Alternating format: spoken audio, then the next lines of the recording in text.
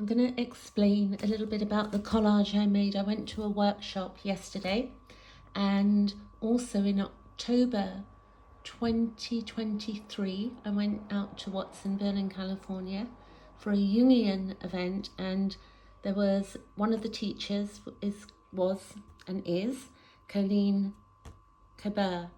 So if you see this has got the personal collage map. So collages can be done in the form of looking at the unconscious. So the traditional way is that people do vision boards. So this is one I did last night that I'm going to explain briefly. But I went to a workshop because locally where I live, I wanted to explore how other people are doing these types of workshops, the setup and the local spaces. So it's a bit of an education for me. So if we look at this is the introduction in this booklet, and these booklets can be purchased as well. I can put the link for these booklets below. The lady teacher is in Aptos, California. So here's an introduction. I'm not going to read it all. So you can see there are sections, and then you can see you've got me in the middle. And then on one side you've got the unconscious, and then on the other side you've got the conscious. And then it goes on. These are different ways of looking at collages. So then you've got in the middle there, the personal collage map, you've got the self, and then you've got the unconscious there and the conscious. So Jung's work was to do with the unconscious and the conscious. And then here we've got the sections detailed a bit further: ideals, mission, dreams, self.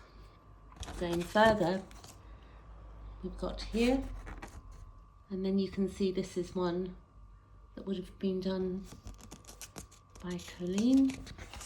And then if we go to the middle map, the personal collage map, we've got dreams, we've got the unconscious. If I zoom out, we've got the unconscious on one side and the conscious on the right side. And then you've got the personal collage map. You've got in the top left hand corner, you've got dreams, going through ideals, mission, action in life, fears, creative wellspring, and the self in the middle. So if I take what I did last night, and I put this above, and then you can see that if you look at dreams, I've got my backstory. We've all got a backstory. And then I've got this beautiful lighthouse. So the dreams are imagination, possibilities, anima, animus, and projections. And then below that, we've got the creative wellspring.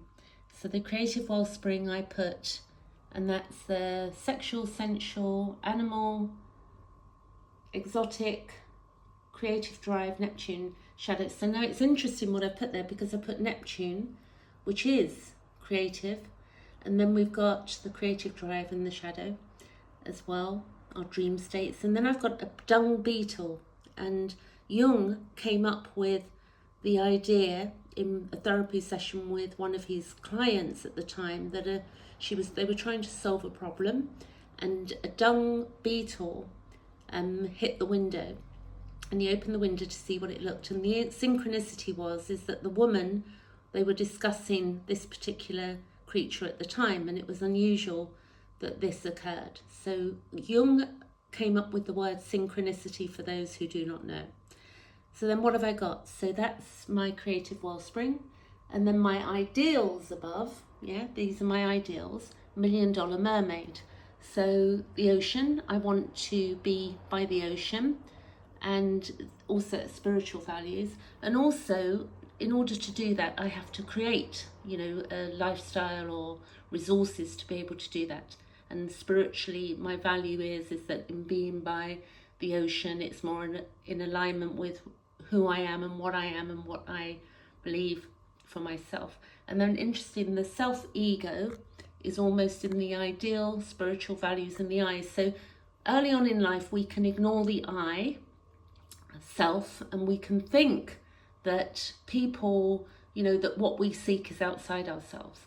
And what I've noticed as we get older, on we develop through life, you know, not just through time, is that we begin to focus on the I, you know, because we realize that we've only got so much time on earth, and then we look back and we think, you know, what have I not completed? What have I done? I'm coming up to my second Saturn return. So the I to me, is very important at this time, because a lot of time can be taken up with trauma and past memories, and that we don't, you know, because of society and the way it's set up, we don't really do what we want to do with our lives. Often we just get lumbered. So the I to me is very myself. It's very important to me, the way I look after myself, the way I treat myself, the way I speak to myself, I, me. And then in the middle, the self-ego today, and this I would say would be very true, is that I'm here now to set my spirit free. My spirit was very hampered as a child, and that was a knock-on effect for the first half of my life, depending on how long I'm going to live, but I'm assuming, you know, that I'll be here for a bit longer than of my years now. So that's very interesting. I put that. So my fears, then I've got your fears, avoidance, darkness, repression and shadow. So it's very interesting there that I've put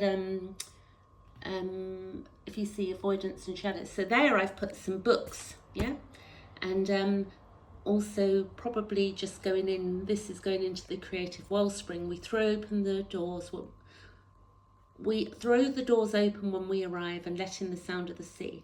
I feel an instant sense of calm. So we're born into the world, and if you see this beautiful image here, if you can see that, this looks like there are ballerinas. This is a very beautiful little picture there. Dancers, they're dancing. So creative wellspring, synchronicity.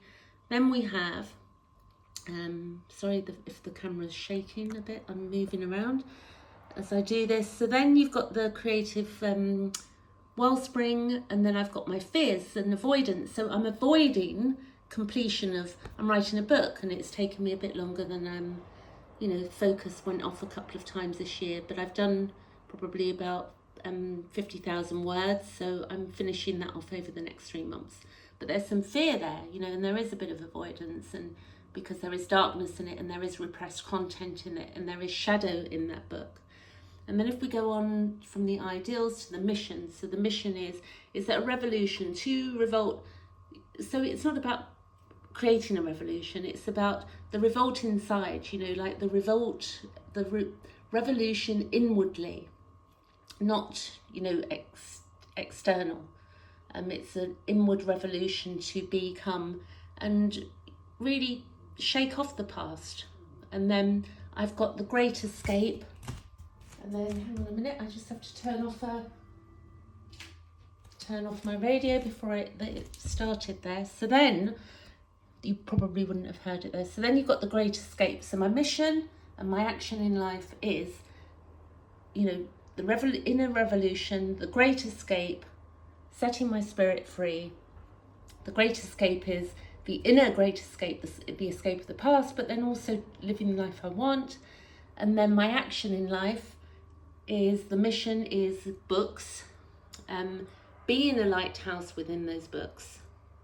And I know that the book that I'm working on will be like a lighthouse, backstory, lighthouse. And then the swimsuits represent for me action in life, expenditure of the persona. So the persona, I want to have some fun, I want to be by the ocean, and I want to be able to relax. So what do swimming suits represent? You know, they represent some freedom. They represent, you know, sunshine. They represent a different life. So that's it. So I hope that was really helpful, and you can get these booklets, and I will put a link, or you can ask me a message about these booklets if you want to know more about them. Anyway, catch you later.